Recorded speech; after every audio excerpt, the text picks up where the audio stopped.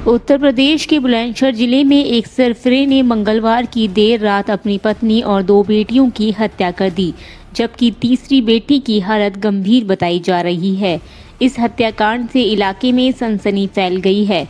सूचना मिलते ही पुलिस मौके पर पहुंची और शवों को कब्जे में लेकर मामले की जांच शुरू कर दी। मामला बुलंदशहर जिले के शिकारपुर देहात के मजारा अंबेडकर नगर का है। यहाँ एक सिरफिरे पति ने महिलाओं के चरित्र पर शक के चलते अपनी पत्नी और 2 बेटियों के सिर में हथौड़ी से प्रहार कर मौत के घाट उतार दिया। आरोपी के हमले में उसकी एक अन्य बेटी गंभीर रूप से घायल हो गई।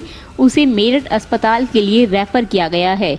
पुलिस ने मौके पर पहुंचकर शवों को पोस्टमार्टम के लिए भेज दिया है।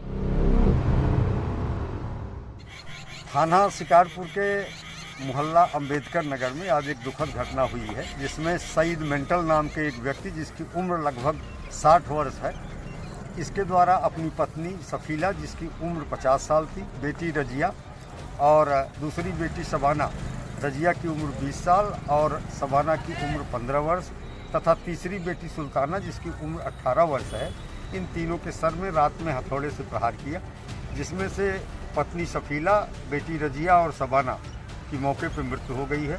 तीसरी बेटी सुल्ताना घायल अवस्था में है, हॉस्पिटल में है, फिलहाल बातचीत कर रही है। अभियुक्त मौके से भागने में सफल है तथा उसकी गिरफ्तारी के लिए लगातार हम लोग प्रयास कर रहे हैं।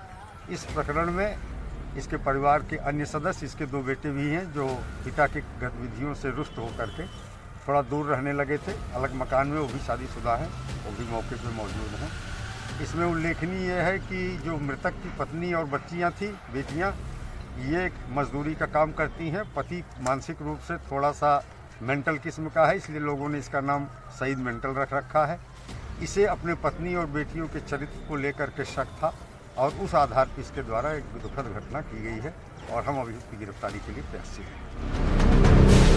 वहीं मृतक के बेटे ने शिकारपुर कोतवाली में पिता के खिलाफ तहरीर दी है और इस बात का जिक्र किया है कि उनके पिता परिवार की महिलाओं के चरित्र पर शक करता था। चरित्र को लेकर घर में अक्सर झगड़ा होता था। पुलिस ने बेटे की तहरीर के आधार पर आरोपी के खिलाफ एफआईआर दर्ज कर ली है। आरोपी अभी फरार है। एसएसपी ने आरोपी की गिरफ्तारी को लेकर 4 टीमों का गठन किया है और आरोपी की जल्द गिरफ्तारी करने का दावा किया है। News desk.